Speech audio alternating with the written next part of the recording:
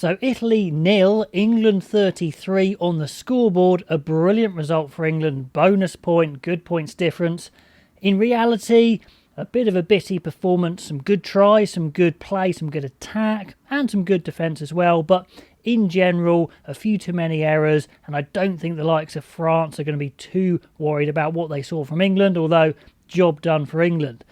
For Italy, really disappointing. When they did get into their attack, they looked like they were going to give England lots of problems, but never got over the line, partly through England's good defence and also some of their bad errors. So they'll be distraught. They didn't even give themselves a sniff. Not really good enough for Italy at home. They can definitely do better considering the players they do have. So let's get into the game. 1 minute in, and England start with a ridiculously early drive penalty. Gave away a silly penalty straight from the off, put them under the pump, and actually Italy should have made them pay in this first 10 minutes because England weren't the best at all. They try and bully Italy up front in the scrum, but no joy at all. They were inaccurate, some knock-ons, but Italy's indiscipline about 3 times in that first 10 minutes lets England off the hook, and England make a few drops as well, and they drop the ball an awful lot in this game. Pretty annoying stuff. So really, Italy should be kicking themselves because they let England get into the game, and when England got firing, looked pretty good, to be honest. They score a try on 10 minutes. It's the first bit of really good side-to-side phases they get going. Lots of punch, nice passing, and then nice break down the wing from Malins, inside to Smith. A bit too easy from the Italian defence, to be fair. They had plenty of numbers there, but just the speed of Smith and the nice skills of Malins, too much for them. 0-7, so not a good start for Italy, and England will be very happy to be up on the scoreboard after that first 10 minutes. Slade played pretty well in this game and was England's go-to kicker a lot of the time, and you could definitely see England had ambition, but their skills weren't quite matching it. Plenty of knock-ons.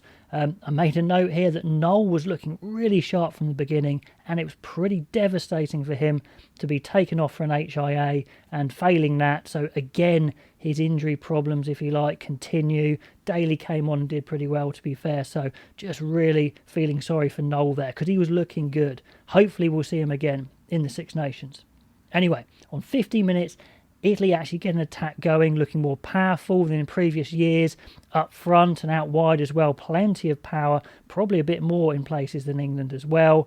But a really simple chip from Italy puts England in big trouble as well. They regather too easily, but they muck it up. A more clinical side would have scored by now and even been ahead as well. So England a little bit let off there. And I make a note as well, England's props, Genge and Stewart, really have the hands of digital clock in this first half. Nowhere near good enough, although Genge makes up for a bit, but Stewart gets hauled off early, which is not surprising at all. Then on 18 minutes, we get our second England try from a nice jackal from Curry. He looks much more at home at 7, had a decent game until he gave away a few penalties near the end, but definitely keep him at 7, please. Off a line-out, a nice move. They played some good stuff off line-outs, actually, England. Randall, so much quicker than Youngs, made some good headway on this play, as he did in the whole match. Just shows, I think, really why we need to play a quick scrum half like a Randall or a Quirk. Just makes things happen that Youngs just can't do, to be honest. Then some big carries as Ikwe Otoje sets up the try for George. George gets a couple in this match, so good for him. Otoje actually looking pretty decent at 6. A little bit liberated, using some of his power quite nicely. Second rows, probably not so impressive as Ikwe Yules. Chesham looks a promising youngster, but is just that, a youngster. So I think England do have scope to change up that second row, make it a bit stronger, to be honest. Anyway, England's backline is starting to run some nice lines here. Smith is launching them nicely, and Italy's poor discipline is really costing them. Good line-out variation, like I said, but then the forwards handling is letting them down and limiting them. Anyway, 25 minutes, Italy get another chance to attack, and England do look vulnerable when they attack. But Smith, really nice cover tackle on the wing, saves England's bacon, and that was kind of the story. Every time Italy had a good chance, either England would do something decent or Italy would muck it up, and they never got to cross that line. Noel goes off, as I mentioned. Curry's playing well, Dombrandt's playing pretty well, Smith's looking very dangerous, so certainly when England get a good ball, looking like they're going to score. Indeed, on 29 minutes, a decent Dombrandt jackal puts England deep into the 22. turn down the points, go to a 5-metre maul, and looks like they've gone over with a nice powerful pick and go from Itoje. Decent play there. But yes, it is no try because Ezekwe does get in front of the maul, causes obstruction. So fair enough. That's a little bit unfortunate there. I think he didn't have any resistance behind him and kind of fell into the hole. But anyway, definitely no try. And Smith continues to launch that nice attack. Italy hemorrhaging penalties at this point in the first half, really compounding their problems. England go to a 5-metre maul, very slow pick and go, but of course it's one of England's props that mucks it up and knocks it on. Anyway, I put at this point, I wouldn't be surprised if both props were taken off early, and indeed it was only one, and Genge does actually come back into it a bit better. Anyway, we do get a try before half-time, real top attack this time, speed of ball movement, stretches Italy side to side, everything going through Smith. And Genge makes up for his drops with a lovely pass off his left hand, looping over, goes on to George, who has a lot to do, but does really well to stretch to score. So at half-time, looking pretty tidy, 0 points to 21. So the second half starts with Randall once again sniping, causing Italy all sorts of problems. It really looks like England are going to score easily, but a forward pass kills that. They certainly missed a few tries today, England. At this point, England's scrum really starts to look a lot stronger. Got Italy in trouble on 43 minutes, get a penalty off it, and then it's a really simple try in a way. It's just a beautiful missed pass from Smith.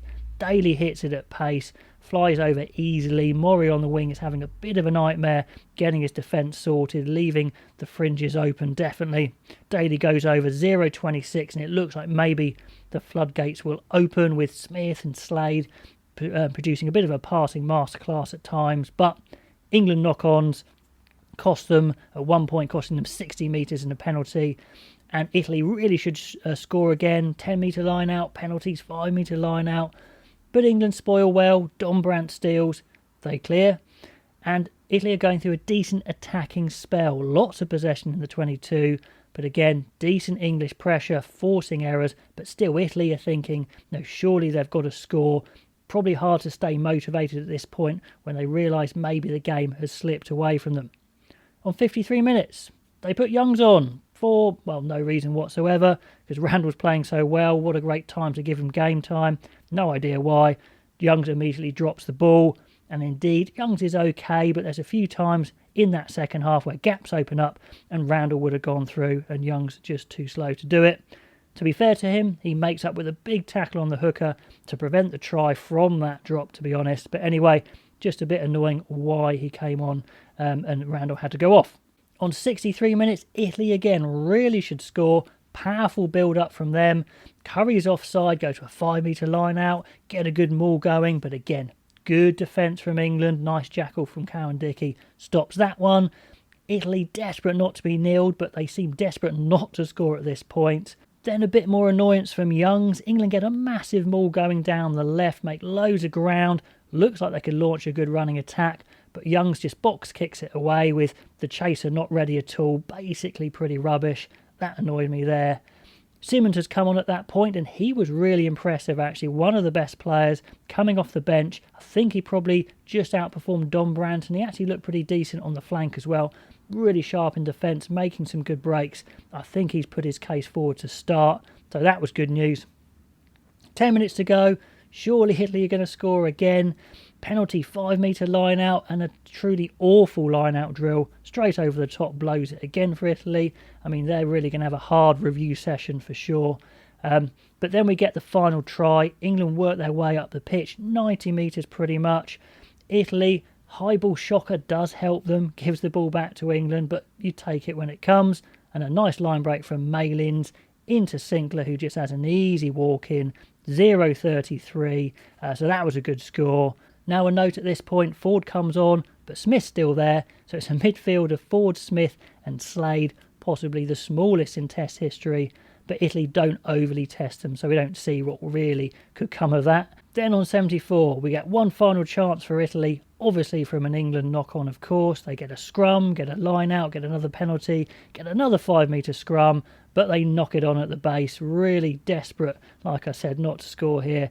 Pretty shocking stuff from Italy, considering they are in such great positions so many times against England.